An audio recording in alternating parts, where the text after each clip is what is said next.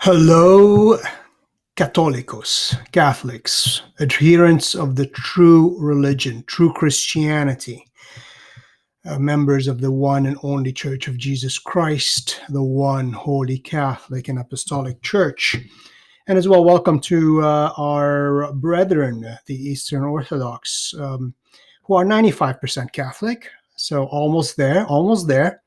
My ancestors were Orthodox too. Well, we were all Catholics before the split of the East and the West in 1054. But anyways, and as well, welcome to any those who believe Jesus to be the true God, a true man, the Messiah, God incarnate.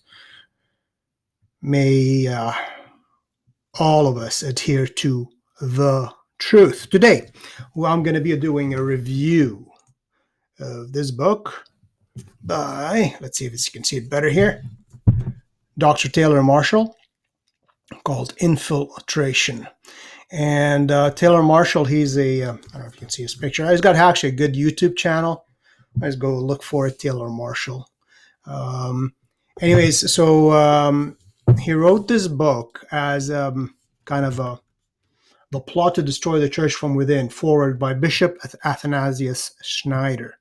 So Bishop Athanasius Schneider made a foreword to this book, which shows that what Dr. Marshall is talking about isn't some kind of fantasy, but actually a reality. So let's first, before we get into it, a quick note, just before people believe that it is kind of Dr. Marshall doesn't go into extreme detail.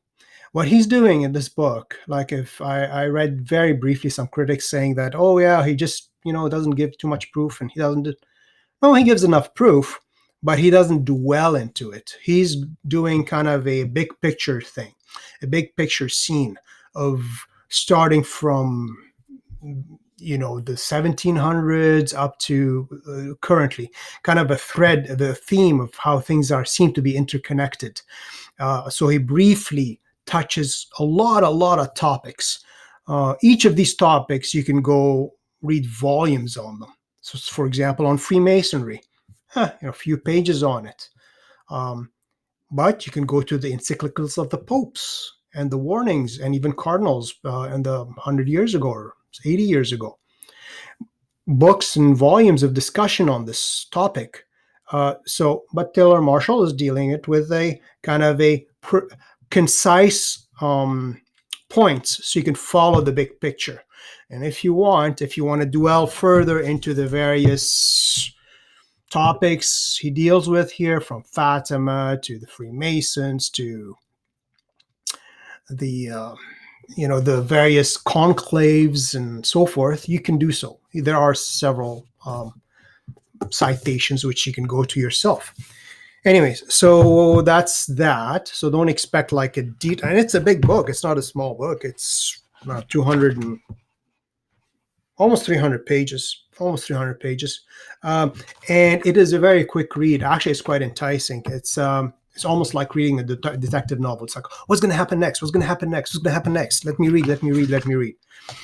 So I read that book in maybe 3 days, or you could probably read it 3-4 days. You can read the whole thing, no problem. So anyways, we will start. I'm going to go through it. I'll try not to reveal too much. I don't want to kind of ruin. Well, you can't ruin the book. There's so much in it. So I'll try to be concise in my descriptions. So first of all, he's Dr. Marshall. He's a convert from Protestantism. He was an Episcopalian priest, married. He's got 8 kids. He's a Catholic. He attends the Fraternity of St. Peter Parish. He lives in Dallas, Texas, I believe. Anyways, he has got many books. He's got a doctorate, and teaches St. Thomas Aquinas and so forth. So anyway, so if you look at the table of content here, I don't know if you can see it here. I shouldn't be doing this move anyways, but actually it's a lot of, he traces it. So he starts out with the smoke of Satan, which is a term from Pope Paul VI. And then the Alta Vendita, which is the Satan's revolution of in Tierra and Cope. So I'll ignore that for now. I'm going to go through each of the chapters very quickly because otherwise it's going to take an hour. So it starts out with the foreword by Bishop Athanasius Schneider. And so one little quote here I highlighted, and he says, with devastation and confusion in the church now in full public view. So there is no question about it anymore. It is time to expose the historical roots and the perpetrators of this harm. So Bishop Schneider says it's time to expose the historical roots and the perpetrators of these crimes. And then he ends up with Christus vincit, Christus regnat, Christus imperat. And he wrote this forward on April 11th, 2019. So it's a 4-page, 4-page forward, say, to Dr. Marshall's book. And it starts with the infiltration. So it starts with the smoke of Satan. There we go. Smoke of Satan. And the smoke of God and the smoke of Satan. So Dr. Marshall likens this smoke of Satan, which came as an expression, as a lamentation of Pope Paul VI. And he gives you the citation so you can go and read the whole discourse of Pope Paul VI about the situation. So a little quote from Dr. Marshall here says, for over a century, the organizers of Freemasonry, liberalism, and modernism infiltrated the Catholic Church. And in order to change her doctrine, her liturgy, her mission from something supernatural to something secular.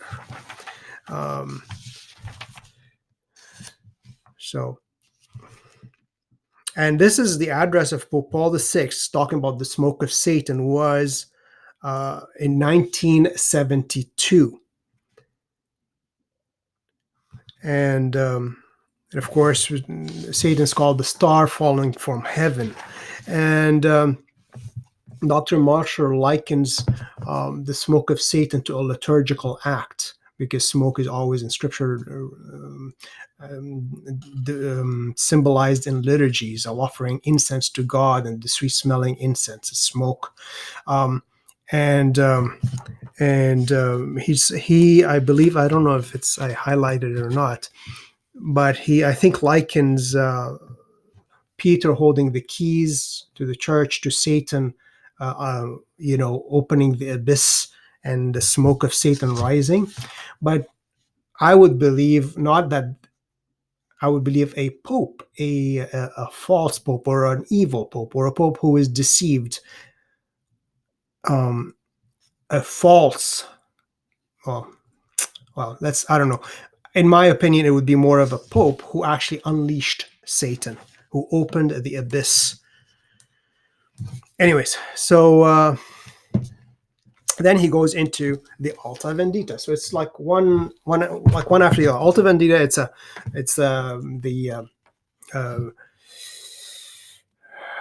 It's a plan. It's a Freemasonic plan discovered. It's called the Permanent Instruction of the Alta Vendita, and popes accepted it as genuine. And when you read what it contains, it is you think, well, they have achieved their goal. And Dr. Marshall has the full translation of the full instruction of the Alta Vendita in the appendix at the end of the book. So here it is on the end of the book. He has the permanent instruction in full translation. So this, he goes through a bit of and it's from the Italian Carbonari, and they are the Freemasonic Lodge in Italy, the secret societies. And this permanent instruction, its idea is to take over the papacy, or at least have a pope who will do the will or the ideas of Freemasonry. He doesn't need to be a Freemason. He has to be duped and actually believe in the same ideas of naturalism and secularism as Freemasons. So that's all they wanted, and that was their plan and how to get there.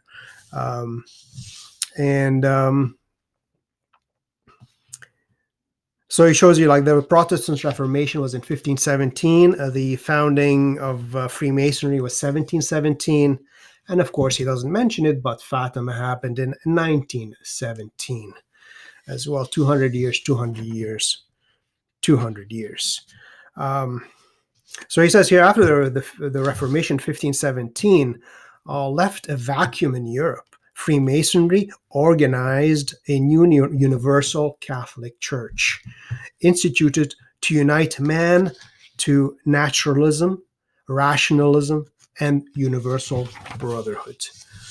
And as well, we just mentioned that the Catholic Church did excommunicate any Catholic joining Freemasonry, because it is a religion of religions. Almost reminds you of St. Pius X calling modernism the synthesis of all heresies.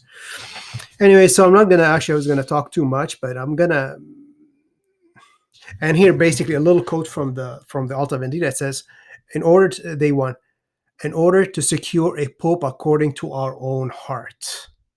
So let's go after the youth, go after children, leave these adults, leave these old people. They're too set in their ways. Go after the young. Go after young clergy, infiltrate them. Because in the end, the young clergy will become bishops, will become cardinals, and will give us the pope we want. But that will take a while. And then he goes into Our Lady of La Salette and in an apparition in France. And there's the secret of La Salette. And this secret has, so it was written in 1851 and give it to Pope Pius IX. And then the visionary Melanie wrote another version of the secret in 1873. And actually, again, in the appendix, he has the full 1851 version and the 1873 version, and it just seems to me that because in the 1851, there is number 2 says secret. Doesn't say what it is. In the 1873, and actually it says in the 1871 version, I don't want to dwell on it too much, but it says, Mary says to Melanie, it's like, oh, the secret I told you before and what I'm telling you now. And then she records certain things, but she doesn't tell us what was before. And so 1873 version, one can assume that is the secret which was stated before. So this is Pius IX condemns liberalism, nationalism, and socialism. So he says here, that's from the Syllabus of Errors. What is it? Listen. Oh, this is from the secret,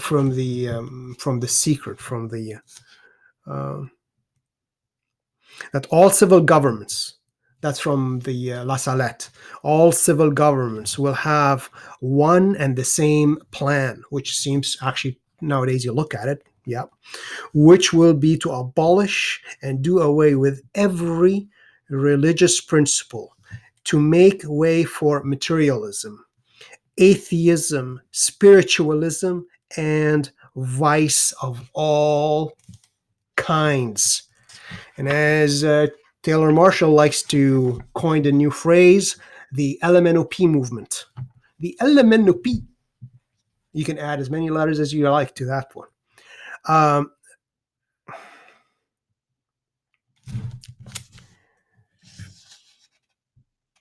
Then he talks about the Papal States, Pius XI. Oh man, there's so much in this book. And then he goes into the prayers. The Pope Leo XIII sees this vision of demons attacking Rome, attacking the church. So there are many legends of what he saw and the conversations between God and Satan. But Taylor Marshall says these are very late editions. But what is certain is that Pope Leo XIII had this vision or feeling or what's the word? I don't remember what the word is. That demons were attacking Rome, meaning attacking the Catholic Church. So that's why he prescribed the prayers after low mass, so for a traditional Roman rite, a real Roman rite, not the fake Novus Ordo Mass. Pope Leo XIII ordered 3 Hail Marys and actually added the prayer to St. Michael the Archangel, which he composed. There's actually a longer version of the prayer to St. Michael the Archangel for the defense of the church. And then he goes, chapter 6, infiltration of the church, secret societies and modernism, because they go hand in hand, basically.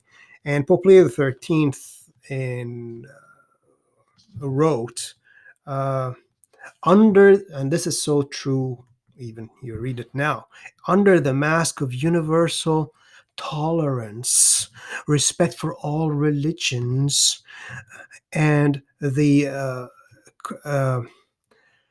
craving to reconcile the. I need the glasses, but I'm too proud to wear glasses. Oh, pride is a sin. I know. But anyways, to reconcile the maxims of the gospel, so the teachings of the gospel, with those of the revolution, which is like the French Revolution.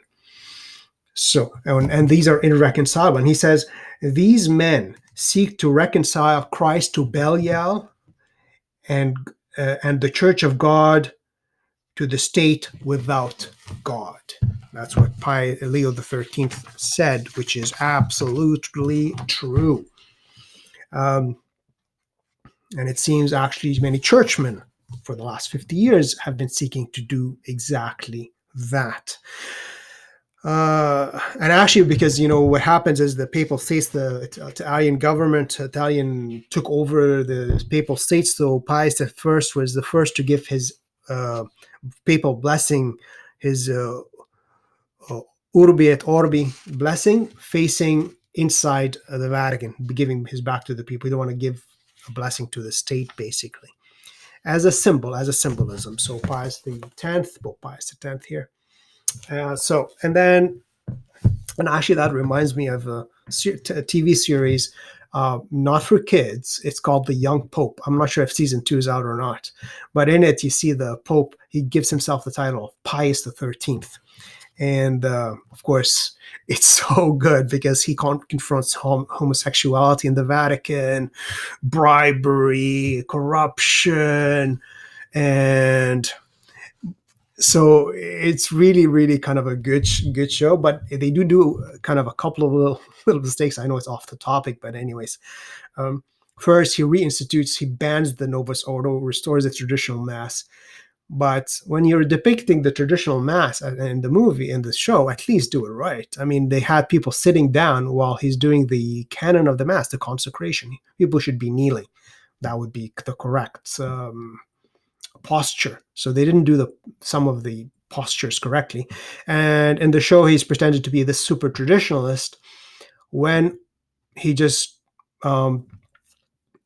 refuses to almost preach the gospel and hides behind the Vatican. So he has a kind of a good idea. Less visual makes you more interesting, yes, but then again, he doesn't seek the lost sheep through preaching. Anyway, but overall, it's quite a touching. It's very adult in certain things. So just a warning, but it's a good show. So he calls himself Pius XIII. Anyway, so he talks about Pius X and his fight against modernism, which has infiltrated the church and infiltrated clergy and seminaries, and because it was, changing scripture. And of course, modernism is linked to Freemasonry because modernism is denaturalizes, supernaturalizes. So it rejects the supernatural, talks about religion being as a kind of a feeling, the spiritual, the seeking of man for meaning and making up basically your own religion, and truth changes year by year. The dogmas of the church don't really mean the same thing like they did 100 years ago. Their meaning could change in 100 years or in 50 years or in 10 years and 20 years. So the meaning continuously changes. And Pope Pius X said, no, this is not Christian, this is not Catholic.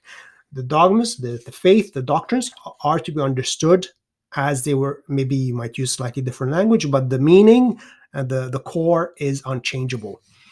But so Freemasonry and modernism are linked, are brothers, because modernism rejects the supernatural, scripture, tradition, custom, dogmas, and doctrine, and brings everything back down to nature, to man.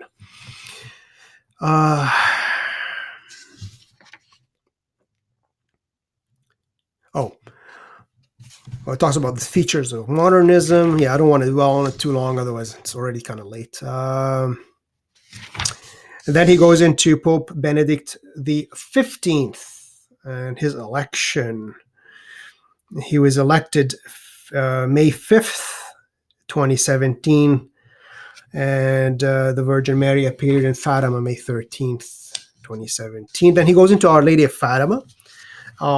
And the Fatima Apparitions, which happened in 1917 in Portugal, to Lucia, Francisco, and Jacinta.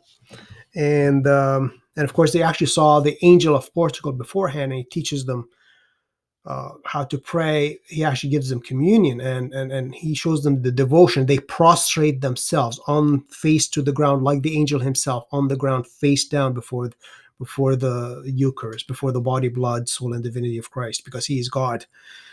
Now compare that with going up, sticking out your hand, grabbing what is supposed to be God incarnate and sticking him in your mouth like a potato chip. Big difference. And then you wonder, when they wonder, now there's new statistics that only 20% or 30% of Catholics believe that in the real presence of Christ and transubstantiation in the Eucharist. So 70% are heretics. They are no longer Catholic. They no longer believe in the faith to eat, grab.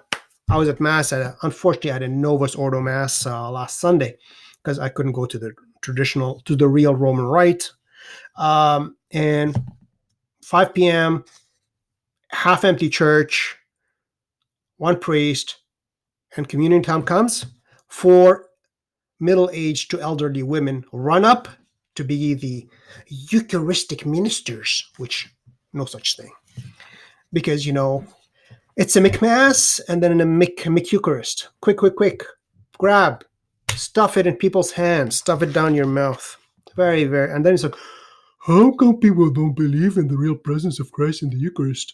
What's going on? Why people don't believe? I wonder why. Well, they caused the disease and they are wondering how to cure it. And they keep on actually giving more of the disease instead of actually the cure. So yeah, there's the vision of the angel. And there's a prayer to the Holy Trinity. The angel teaches them the third secret of Fatima. Now he goes into the Fatima. Again, it's all linked because communism, modernism, Freemasonry are all linked. And actually, Fatima happens in 1917, and the communist, anti-God, atheistic communist revolution happens in Russia in 1917. So everything is coalescing. And and then the Vatican anyways, he does quote here the third part of it. Says the secret of Fatima, which the Virgin Mary showed. They showed the vision of hell. There's like volumes. I've got 3-4 volumes on Fatima in the back here, big ones this big. So again, as I said, this is kind of a quick few pages here, few pages there, giving you the big picture. So if you want to delve into it more, the good source would be The Whole Truth About Fatima by Frère Michel de la Sainte Trinité. 3 volumes, and actually one of his brothers finished it with the 4th volume. So anyways, he gives and the Virgin Mary revealed the full secret, but 2 were published. The third part was not. It was in Rome. It's given, written.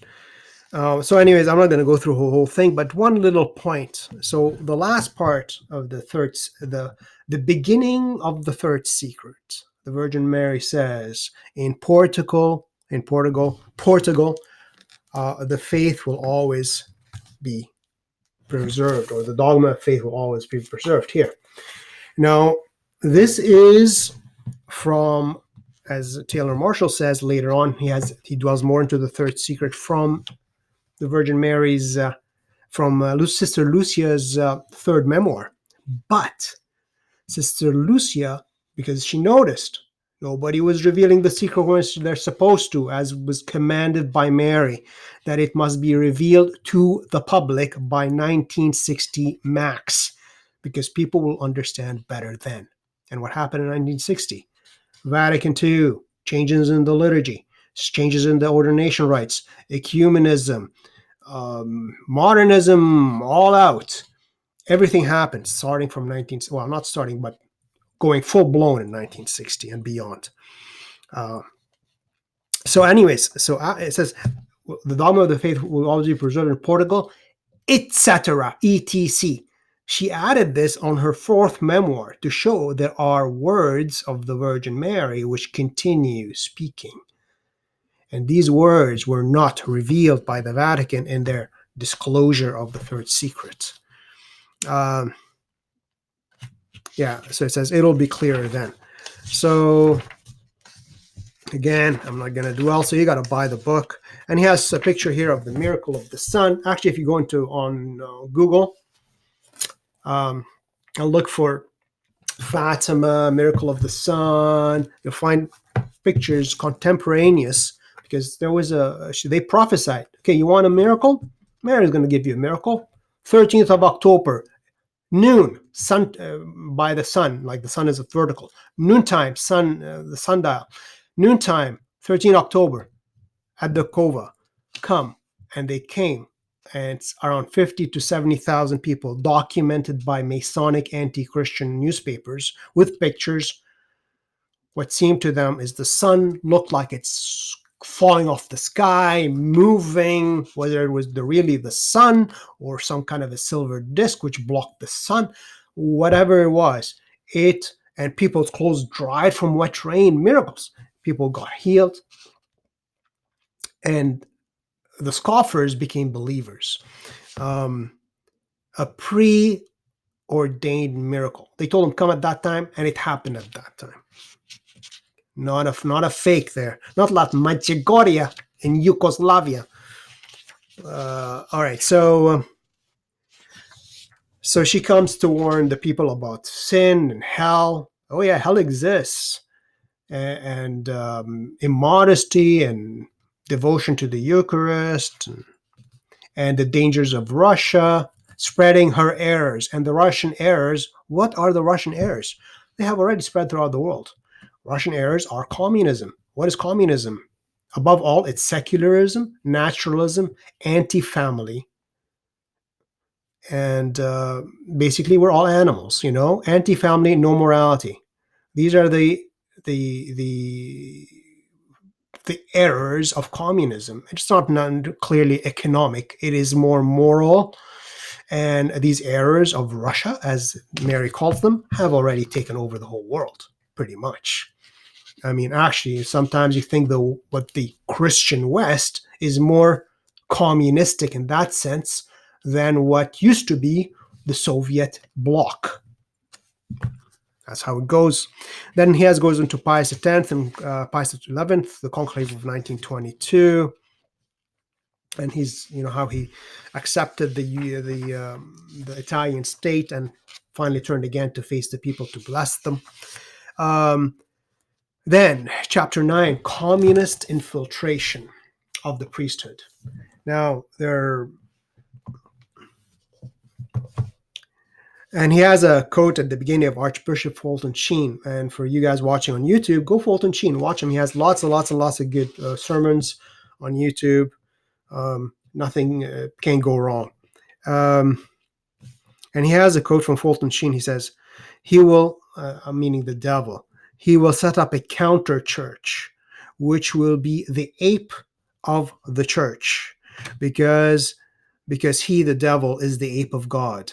It will have all the notes and characteristics of the church, but in reverse and emptied of its divine content. It will be the mystical body of the Antichrist that will be in all externals resemble the mystical body of Christ. So he has a bit of the how communism, with documented testimony, infiltrated the clergy, and their mission was to infiltrate the Catholic Church with clergy and bishops and priests and eventually cardinals. And he goes through a whole list of people and actually names which were claimed to have been cardinals and bishops who are communists, who infiltrated the Catholic Church. So, and even the architect of the new liturgy, Annibale Bonini, documents were leaked with his name, being a member of a Freemasonic lodge. And according to the 1917 Code of Canon Law, he would have been automatically excommunicated. So we have an excommunicate forming the liturgy of the church, deforming the liturgy of the church under Paul VI, who himself was accused. Anyways, and then he goes into the 1939 Papal Conclave, Pius XII. Now, he goes through the different things of Pius XII. That the first half of his pontificate was great. Second half, he was kind of very sick, and he was surrounded by Montini, being Paul VI, Bonini, who architect of the new Mass, and Cardinal B, architect of ecumenism. So, anyways, and then there is a saying attributed to Pius XII, where he says that the suicide, he's worried about the warning of Our Lady of Fatima about the suicide of altering the faith in her liturgy, her theology, and her soul.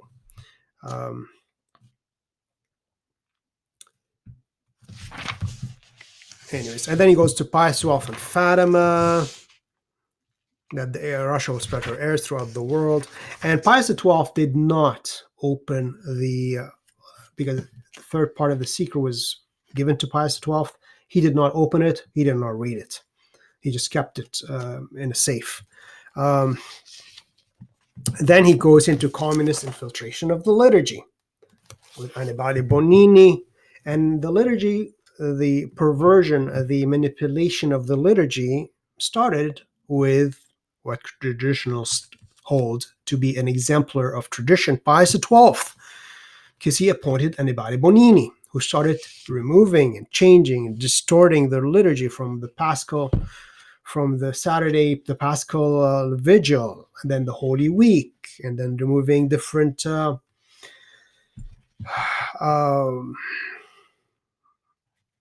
octaves and so forth. And of course, it was into full-blown overhaul of the liturgy under Paul VI.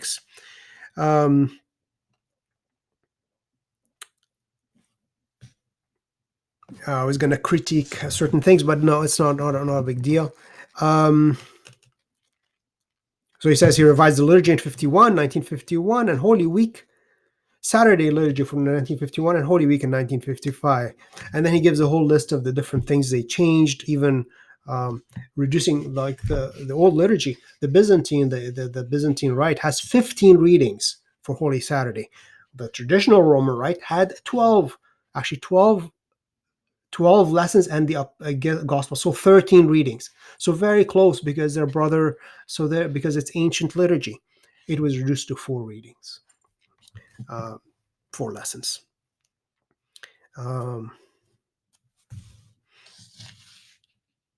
And actually, this to tinker, and always done in the name of restoring the Easter Vigil.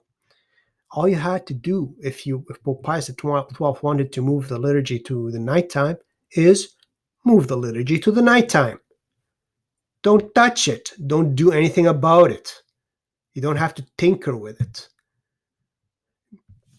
So that's the only solution you wanted. Fine, do it. Even do it as an experiment at nighttime instead of being celebrated in the morning. Fine, do it at night, and that's all you need to do. You didn't need to touch the Holy Week, which is especially the Easter Vigil, the Sunday, the Paschal Vigil, Saturday, Holy Saturday, which being the most ancient part of the liturgy. So it is the most apostolic, the most ancient.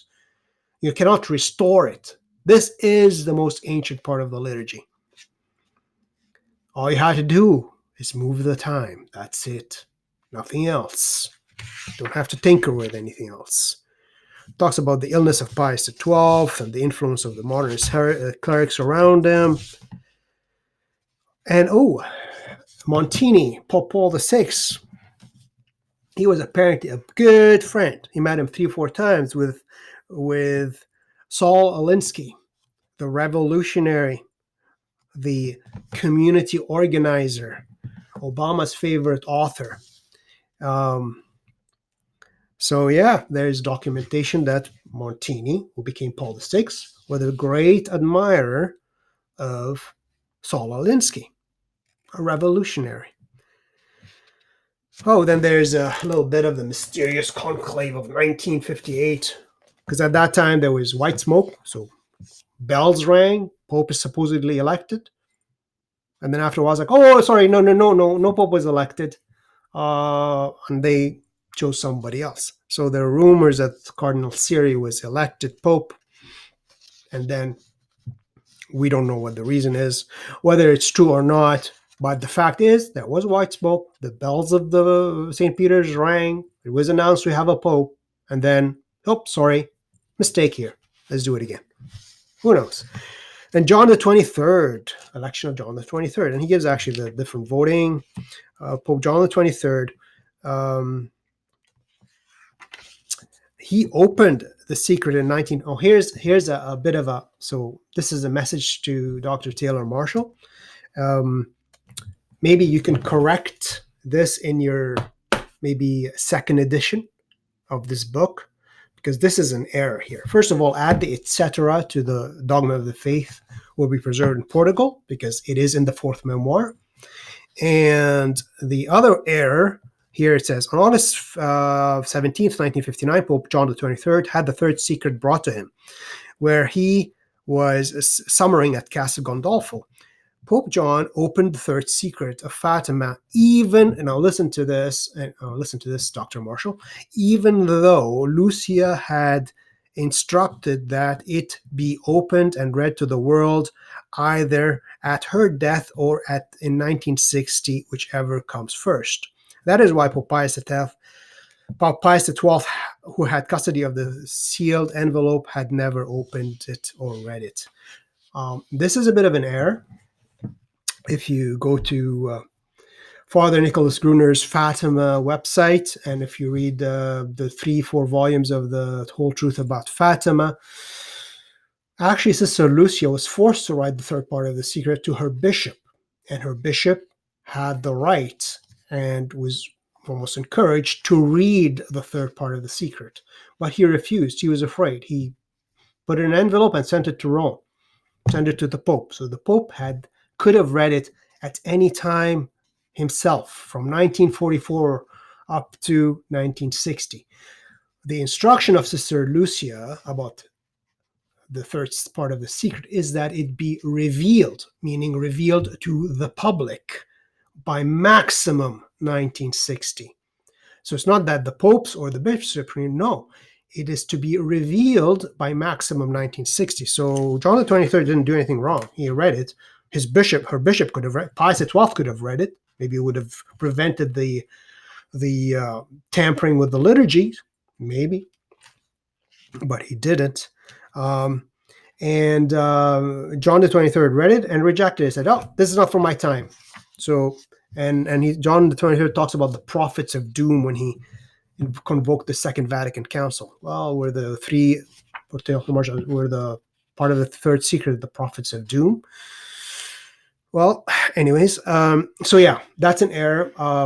Fatima's secret was to be revealed to the public, to the Catholic faithful by maximum, and to the world by maximum 1960. Not to the popes or to the bishop, her bishop.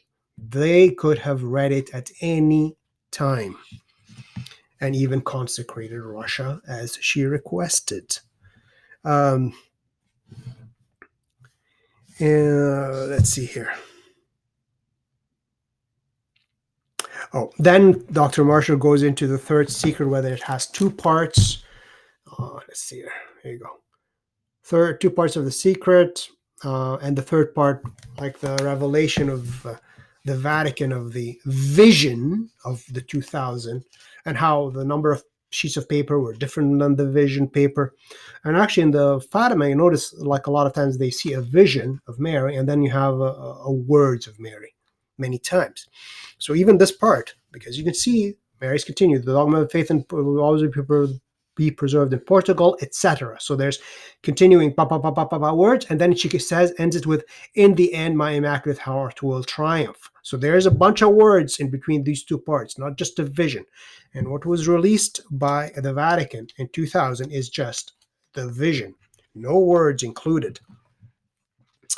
And actually, Cardinal Ratzinger, I believe, Dr. Marshall, he quotes Cardinal Ratzinger that in 1984, himself, who he read the third secret, and he said it concerns the faith and life of the church. And another cardinal, actually, I'm not sure if it's in this book or somewhere else, or on another cardinal or bishop who read it, talks about that it is. Here it is. Here it's. Cardinal Mario Luigi says the third secret is foretold among the other things that the great apostasy in the church will begin at the top. Cardinal Silvio Ori says in the third secret nothing is to do with Gorbachev. The Blessed Virgin Mary was alerting us against apostasy in the church. So these has nothing to do with the vision. The vision maybe is symbolic of the apostasy, the loss of faith, and the crisis in the church, which is third part, the words of the Virgin have not been revealed.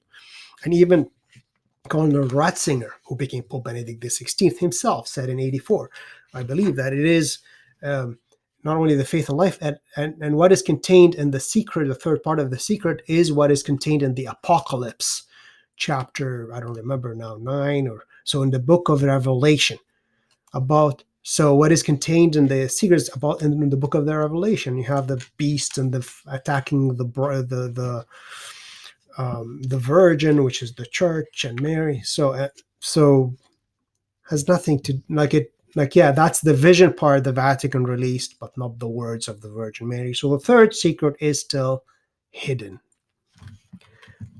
The words, anyways. Then he goes, chapter 16, Vatican II, Modernism on Parade. The prophets of doom always talk as though the present, in comparison to the past, is becoming worse and worse. But I see mankind as entering up upon a new order, a novus ordo, a new order, and perceive in this a divine plan. That's what Pope John the 23rd said. Well, technologically, yes, one can say we're getting into a better position, but are we really? We're being spied on left, right, and center. On the moral side, which is the far more important side, because it leads to eternity, we are far, far, far worse than in any time in the history of mankind. Maybe Sodom and Gomorrah were maybe not as bad, well, maybe a bit worse, but we're getting there. We're getting there. We can make it. We can make it. We can reach Sodom and Gomorrah very, very, very closely. Next few years, maybe even we've surpassed it. I don't know. With the LMNOPs and the trans this and trans that, whatever. So we'll see. So the world is morally, spiritually in a far, far, far worse position. And technology just makes it easier to be sinful. That's all it is. So anyways, so he condemned the prophets of doom before opening up the Second Vatican Council. And what happens at the council? Remember, leading traditionalists, Archbishop Marcel Lefebvre, leading Catholic, Archbishop Marcel Lefebvre, was a member of Vatican II. He was actually in the preparatory committees who prepared the schemas, the schemata, the documents of which were going to be just read, briefly discussed, voted upon, all ready to go. And I think online you can find the original Vatican II documents. But the modernist takeover of the Vatican II, took these documents, which were prepared by Ottaviani and Lefebvre and others, and said, no, we don't care. Throw them in the garbage. We want new ones. We're going to sit there with our experts, with our periti, and invent new ones. And that's what happened. So Vatican II, they threw away all the pre-prepared documents and came up with brand new stuff. And that's how the infiltration was complete.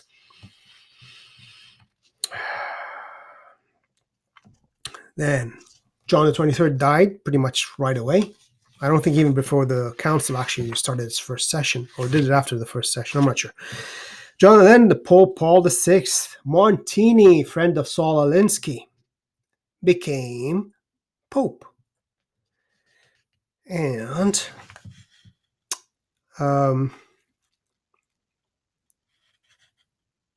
what did he say? He did not give his traditional Orbi et Orbi blessing. And he didn't in defiance of tradition. And this is the first Pope Paul VI's first act as Pope signified the direction for the rest of his pontificate.